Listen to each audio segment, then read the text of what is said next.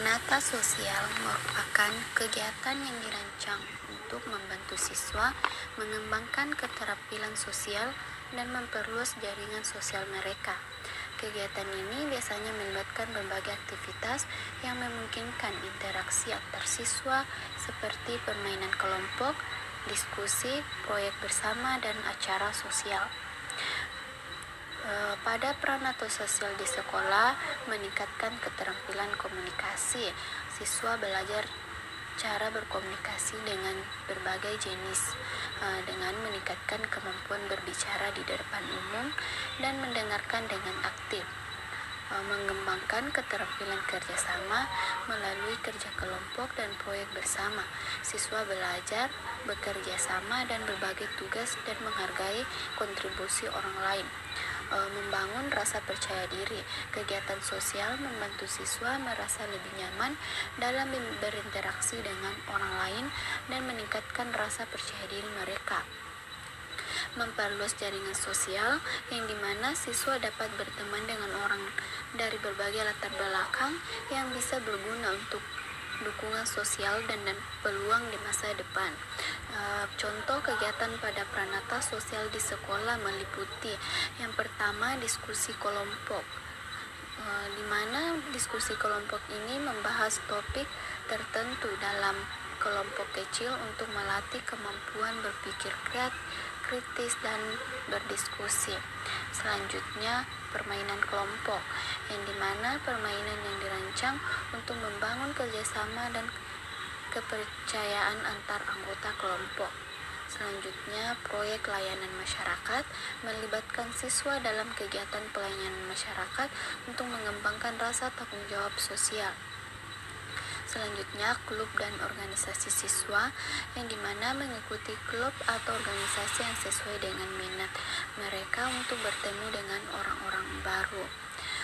Pranata sosial di sekolah adalah aturan, norma, dan struktur yang mengatur interaksi sosial di lingkungan pendidikan. Contoh-contoh pranata sosial di sekolah meliputi yang pertama OSIS, yang dimana organisasi siswa intra sekolah berfungsi untuk mengkoordinasi berbagai kegiatan sekolah seperti acara olahraga, seni, dan kegiatan sosial lainnya. Manfaatnya meningkatkan keterampilan kepemimpinan, kerjasama, dan tanggung jawab siswa. Contoh kedua, kelompok belajar, yang dimana dapat berfungsi sebagai kelompok belajar untuk membantu siswa belajar bersama, saling berbagi pengetahuan, dan mempersiapkan ujian. Dapat bermanfaat untuk meningkatkan pemahaman materi pembelajaran, keterampilan kerjasama, dan kemampuan komunikasi. Selanjutnya, contoh yang ketiga, ekstrakurikuler, yang dimana sangat berfungsi untuk kegiatan di luar jam pelajaran yang memungkinkan siswa mengembangkan minat dan bakat mereka seperti klub olahraga, seni, sains, dan bahasa, dan dapat bermanfaat untuk mengembangkan keterampilan non-akademik, membangun persahabatan, dan memperkuat identitas pribadi. Selanjutnya, contoh keempat, upacara bendera, yang dimana dapat berfungsi pada kegiatan rutin yang biasanya dilakukan setiap hari Senin untuk menanamkan rasa nasionalisme dan disiplin. Dapat bermanfaat untuk meningkatkan rasa cinta tanah air, kedisiplinan dan kebersamaan di antara siswa. Selanjutnya, contoh yang kelima, peraturan sekolah, yang dimana peraturan yang diterapkan untuk menjaga ketertiban, keamanan, dan lingkungan belajar yang kondusif. Dapat juga bermanfaat untuk mengajarkan kedisiplinan, tanggung jawab, dan menghargai hak orang lain. Selanjutnya, contoh yang keenam, komite sekolah, yang dimana organisasi terdiri dari orang tua, guru, dan pihak sekolah untuk membantu pengambilan keputusan dan meningkatkan kualitas pendidikan. Dapat bermanfaat untuk meningkatkan keterlibatan orang tua, transparansi, dan kerjasama antar sekolah dan komunitas. Selanjutnya, untuk Contoh ketujuh yaitu pada konseling siswa, yang dimana dapat berfungsi pada layanan yang diberikan oleh konselor sekolah untuk membantu siswa mengatasi masalah pribadi, sosial, dan akademik. Dapat bermanfaat untuk mendukung kesejahteraan emosional siswa, mengatasi masalah perilaku, dan meningkatkan prestasi akademik. Selanjutnya, contoh ke-8 yaitu Majelis Permusyawaratan Kelas yang biasa disingkat MPK, yang dimana dapat berfungsi pada forum yang mewakili suara siswa di tiap kelas dalam penyampaian aspirasi dan penyelesaian masalah. Dapat bermanfaat untuk memperdayakan siswa dalam pengambilan keputusan dan menyelesaikan konflik secara demokratis. Selanjutnya, pada setiap peranata sosial ini berperan penting dalam menciptakan lingkungan sekolah yang mendukung berbagai akademik dan sosial siswa. Selanjutnya, pada pranata dan stratifikasi sosial, yang dimana terjadi pada fenomena struktur organisasi dan klub di sekolah, yang dimana pranata sosial di sekolah memiliki berbagai pranata sosial seperti OSIS atau klub organisasi lainnya yang mengatur interaksi sosial dan kegiatan siswa. Stratifikasi sosial, di mana di dalam organisasi atau klub terdapat hierarki atau tingkatan yang berbeda seperti ketua, wakil ketua, sekretaris, dan anggota biasa. Stratifikasi ini mencerminkan pembagian peran dan tanggung jawab yang berbeda serta seringkali memberikan pengalaman kepemimpinan dan keterampilan manajemen kepada anggotanya yang terlibat pada terjadinya di lingkungan sekolah.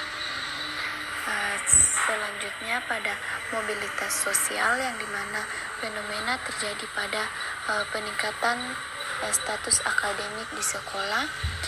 Mobilitas sosial pendidikan sering menjadi alat untuk mobilitas sosial vertikal, di mana siswa atau meningkatkan status sosial mereka melalui pencapaian akademik dan profesional. Misalnya, seorang siswa yang berasal dari latar belakang ekonomi rendah dapat meningkatkan status sosialnya dengan mendapatkan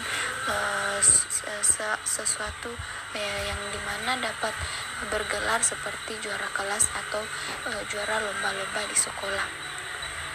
Selanjutnya, pada perubahan sosial, yang dimana fenomena terjadi pada penerapan teknologi baru dalam proses pembelajaran di area sekolah.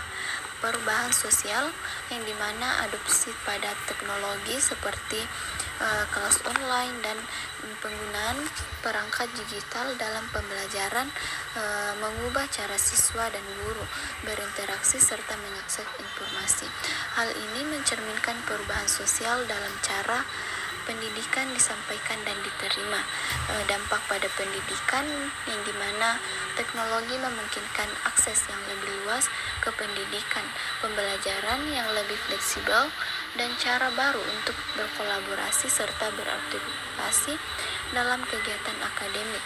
Namun, ini juga bisa menciptakan kesenjangan jika tidak semua siswa memiliki akses yang sama terhadap teknologi. Dengan menghubungkan konsep-konsep ini dengan konteks pendidikan, kita dapat melihat bagaimana interaksi sosial, struktur organisasi, peluang mobilitas, dan perubahan dalam metode pendidikan berperan penting dalam membentuk pengalaman dan hasil pendidikan siswa serta dapat mengembangkan bakat minat siswa. Dalam analisis kita mengenai pranata sosial dan stratifikasi sosial di sekolah, jelas terlihat adanya kesenjangan antara konsep pendidikan ideal dan realitas yang terjadi. Pandangan ini dapat diperkuat dengan merujuk pada filosofi pendidikan dari Ki Hajar Dewantara, yang dimana menurut Ki Hajar Dewantara, pendidikan ideal adalah yang mencerminkan prinsip ingariso sung tulado ing madya magun karso tuturi handayani, yang dimana berarti pemimpin harus memberi teladan di depan, membangun semangat di tengah, dan mendukung dari belakang. Prinsip ini menekankan pentingnya peran pendidikan dalam membimbing dan mendukung siswa secara holistik, namun dalam kenyataannya seringkali terdapat perbedaan signifikan antara cita-cita ini dan praktik sehari-hari di sekolah. Misalnya, adanya disparitas dalam kualitas pendidikan, akses terhadap fasilitas, serta dukungan emosional dan akademis yang diberikan kepada siswa, dan berbagai latar belakang sosial ekonomi. Hal ini mencerminkan adanya ketidaksetaraan dalam sistem pendidikan kita yang perlu diperbaiki untuk mencapai pendidikan yang lebih inklusif dan adil sesuai dengan visi Ki Hajar Dewantara. Baik, itulah tadi pemahaman materi yang dapat saya sampaikan. Semoga bermanfaat bagi kita semua. Wabillahi taufiq wal hidayah. Wassalamualaikum warahmatullahi wabarakatuh.